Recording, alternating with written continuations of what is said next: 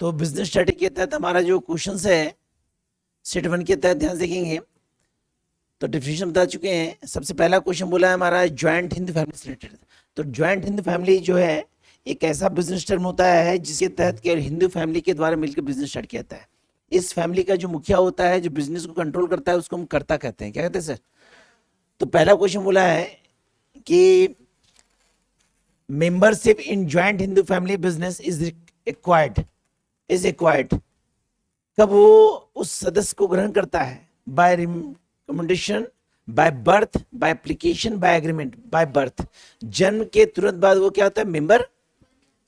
अगला बोला है हमारा कि the minimum number of member in cooperative society. तो कोऑपरेटिव सोसाइटी मिनिमम मेंबर होते हैं 10। कितने होते हैं सर? याद रखिए सर। तीसरा क्वेश्चन बोला है registration of joint stock company. Registration of joint stock company is a बोला है हमारा voluntary, necessary, compulsory, non necessary. क्या होगा सर? कंपल्सरी, अनिवार्य है सर। बिना रजिस्ट्रेशन का कंपनी को रजिस्ट्रेशन नंबर नहीं मिलता है, और जब उसको रजिस्ट्रेशन नहीं मिलता है तो एफिलिएटेड नहीं होता है। अगला क्वेश्चन बोला हमारा कि which is the most stable from a business organisation. तो आपको पता होना चाहिए कि which is the most stable from the business organisation, sole proprietorship, partnership, joint Hindu family business, और चौथा बोला है joint stock company. Joint stock company, तो इसका ऑप्शन क्या होगा? Joint stock company. अगर ये पूछता कितने पार्ट का है तो तीनों होता, सोल प्रोप्राइटरशिप होता है, पार्टनरशिप, कंपनी, तीन होता। लेकिन यहाँ बोला है हमारा सबसे फिक्स कहाँ होता है सर? Joint stock. बोला what is the minimum number of member of private company.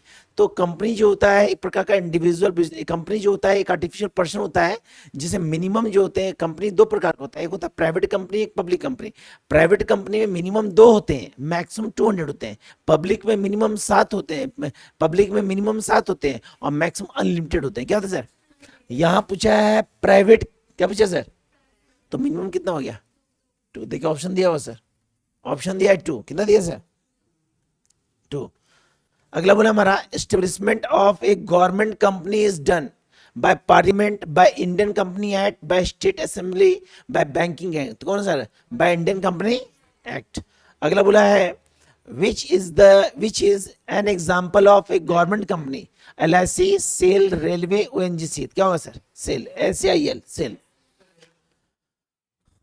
वो क्या है सर? कुछ प्राइवेटेशन है, कुछ गवर्नमेंट है। 100% गवर्नमेंट वो नहीं है जी, 100% गवर्नमेंट बोला है हमारा। अगला बोला the scope of multinational company is local, regional, national, international. तो मल्टीनेशनल में क्या आ गया? इंटरनेशनल, नाम में ही छुपा हुआ है डिफिनेशन।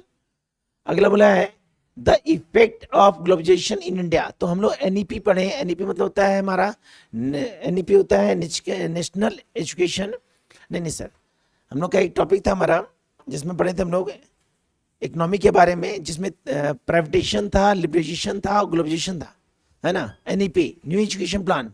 न्यू एजुकेशन प्लान को 3 कैटेगरी में बांटा गया है। पहला हमारा है प्राइवेटाइजेशन, दूसरा हमारा है पहला है लिबरलाइजेशन, दूसरा है प्राइवेटाइजेशन और तीसरा है globalisation.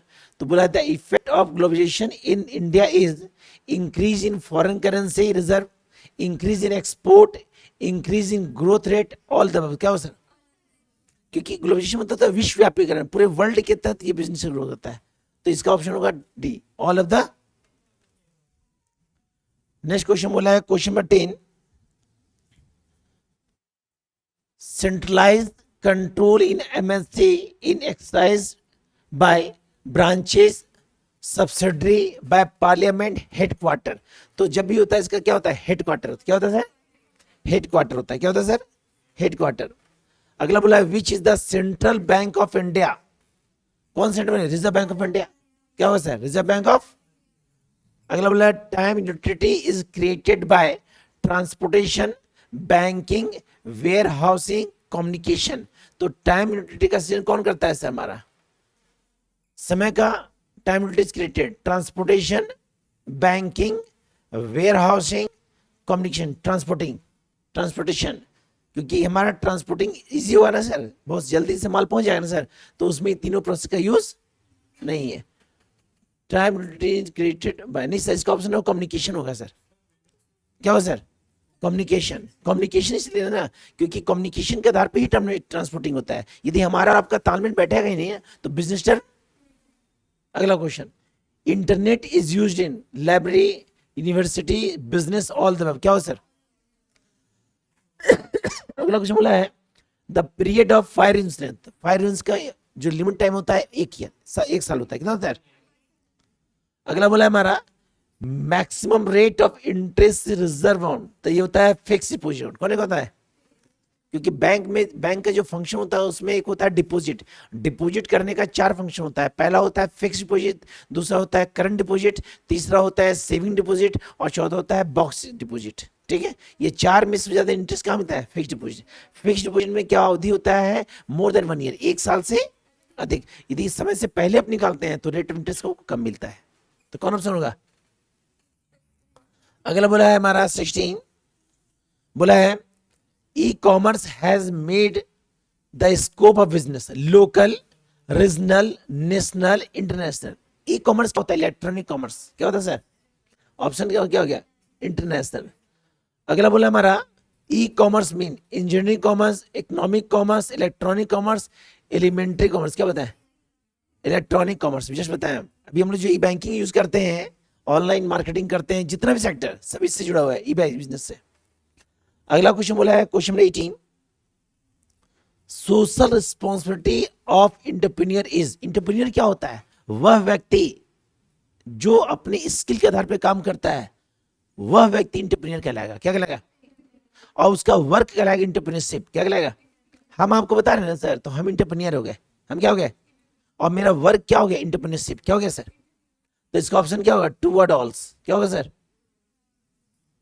Option question number 19, question number 19 बोला हमारा कि इंश्योरेंस टाइप्स ऑफ, नहीं, in types of insurance of human life is insured. कहां पे सिक्योर, मतलब आपका इंश्योरेंस जो होता है वो इंश्योर्ड होता है? Life insurance, fire insurance, marriage insurance, health insurance. क्या होता है सर? सब जान रहे हैं। बोला which is not A social responsibility of, question misprint है रहता है, टुगेदर नेसेसरी टुवर्ड इन्वेस्टर। तो इसका ऑप्शन है to ensure safety on capacity, to ensure proper, एक मिनट के इसका क्वेश्चन पढ़ते हैं सर। 20 सुनिए सर, बोला हमारा to ensure safety of capital, to ensure proper dividend, to give appropriate salary, to ensure timely payment of interest, तो इसका ऑप्शन होगा हमारा टू गिव एप्रोप्रिएट सैलरी। क्या होगा सर? सैलरी। इसका मतलब क्या होता है? एक इन्वेस्टर को सैलरी लिमिट से जल्दी दिया जाता है सर, सीमित समय के अंदर। प्रोस्पेक्टस इशूड बाय, प्रोस्पेक्टस कौन इशू करता है? कंपनी। प्रोस्पेक्टस होता क्या है? सुनिए सर, प्रोस्पेक्टस प्रकार का डॉक्यूमेंट होता है जिसमें उस फर्म से रिलेटेड सारे इंफॉर्मेशन सबमिट किए जाते हैं। जैसे मान लीजिए आप किसी कॉलेज में एडमिशन लिए, तो फॉर्म के साथ बुकलेट मिला, उस बुकलेट में क्या होता है? उस कॉलेज के बारे में इंफॉर्मेशन होता है जिसको आप पढ़ते नहीं, हमको पता है सर, लेकिन उस कॉलेज उस जो बुकलेट में सारा इंफॉर्मेशन होता है, कहाँ पे क्लासेस है, कहाँ लाइब्रेरी है, कहाँ आपका सारा इंफॉर्मेशन, जिसके आधार पे आप एडमिशन लेते हैं। तो एक कंपनी ही प्रोस्पेक्टस जारी करता है, जिसके आधार पे शेयर होल्डर कंपनी में पैसा इन्वेस्ट करता है। अगर इन्वेस्टर है तो बिना प्रोस्पेक्टस को रीड किए हुए पैसा नहीं लगाता है। क्लियर? जैसे मान लीजिए कॉलेज से बाहर निकले, पंपलेट मिलता है सर कि यहाँ एडमिशन लीजिए, यहाँ ऑफर है, यहाँ वो प्रोस्पेक्टस, वो डाटा है क्या सर? उसको हम प्रोस्पेक्टस बोलते हैं। क्या सर? लेकिन इसका यूज ज्यादा कहाँ होता है सर? कंपनी में। कहाँ होता है सर? अगला बोला how many clauses are there in memorandum association? 6 होता है। कितना होता है सर? अब मेमोरेंडम एसोसिएशन होता क्या है सर? जब भी आप किसी कंपनी को खोलते हैं तो कंपनी को खोलने के लिए उसका रजिस्ट्रेशन होना जरूरी है। बिना पंजीयन को कंपनी को रजिस्टर्ड नहीं, गवर्नमेंट नहीं मानेंगे, एफिलिएटेड मानेंगे। तो कंपनी को जब आप एफिलिएटेड करवाते हैं तो जिस जगह कंपनी खोलते हैं, जिस स्टेट में, जिस टाउन में खोलते हैं, उस टाउन में वहां के क्या बोले, वहां के जो भी कोर्ट होते हैं वहां से परमिशन लेना पड़ता है। कैसे परमिशन? जिसमें सारे इंफॉर्मेशन सबमिट करते हैं, जिसके आधार पे आपको कंपनी खोलने का मान्यता मिलता है। तो उसमें क्या सबमिट करते हैं? कितने क्लॉजेस होते हैं? 6। नाम होता है, क्या बिजनेस करने वाले हैं, जितने मेंबर उनका नाम होता है, कितना इन्वेस्ट करने, मतलब सारा इंफॉर्मेशन होता है। तो ऑप्शन क्या हो गया 6, कितना हो गया 6। 23 बोला हमारा कि which document is known as charter of company. बोला है मेमोरेंडम विशेषण, आर्टिकल विशेषण, प्रोस्पेक्टस, नन ऑफ दिस। क्या होगा मेमोरेंडम ऑफ, मतलब सारा इंफॉर्मेशन जो सबमिट कर रहे हैं सर, जिसके आधार पे आपको परमिशन मिलता है। एक एग्जांपल देते हैं सर, मान लीजिए कॉलेज में आप अपने रजिस्ट्रेशन करवा रहे हैं, तो रजिस्ट्रेशन के लिए बोला जाता है ये डॉक्यूमेंट सबमिट कीजिए। अगर डॉक्यूमेंट सबमिट नहीं करते हैं तो रजिस्ट्रेशन आपका, तो उसी प्रकार कि किस कंडीशन में हमको एप्लीकेशन मिलता है मेमोरेंडम ऑफ, जब तक आप मेमोरेंडम ऑफ वर्क नहीं करवाएंगे तब तक वो रजिस्ट्रेशन। अगला ऐसे भी, अगला question, application for approval of name of company is to be made of SEBI, registrar of company, government of India, government of the state. क्या होगा रजिस्ट्रार ऑफ कंपनी। अगला बोला है certificate in corporation to company is issued by SEBI, government of India, registrar of company, government of the state. क्या होगा registrar of company. Registrar of, share holder of a company है, share holder कौन होता है, जो company में पैसा लगाता है, वो कंपनी का ऑनर होता है। हर व्यक्ति जो कंपनी में पैसा लगा रहा है ना सर, वो कंपनी का ऑनर है। क्या sir, question number 27, question number 27 ध्यान देखेंगे सर। बोला है payment of interest in debenture is, कल आप बताए थे यदि कोई व्यक्ति कर्ज लेता है तो उसको लोन कहते हैं, लेकिन कंपनी से जब लोन होता है तो उसको डिवेंचर कहते हैं। क्या बोलते हैं सर, तो बोला है payment of interest in on debenture is compulsory, voluntary, necessary, none of this. क्या होगा sir, option A, option A. Question number 28 बोला हमारा which of these is not included in external source of finance. External source, overdraft, retain earning, bank loan, debenture. तो अपन है retain earning, retain. अगला question बोला है finance received by the issue of shares, long term, medium term, short term, very short term. क्या होगा sir, long term. क्या होगा सर। अगला बोला है एफडीआई मींस, एफडीआई तो इसको बोलते हैं foreign direct investment. Option B, foreign direct investment. अगला बोला हमारा कि IDBI was established in year, कौन सी ईयर है मेरा 1948। 19 advantage of small scale industry, all of this होगा सर, ऑल ऑफ दिस। देखिए क्यों, डिक्रीज इंप्लॉयमेंट, रोजगार कम करता है, decrease in import, equal distribution of income, all of this. क्या होगा सर, ऑल ऑफ। अगला बोला है maximum investment limit for the small enterprises in manufacture sector, कितना होना चाहिए 5 करोड़। कितना होना चाहिए सर, 5 करोड़। अगला क्वेश्चन है हमारा है 34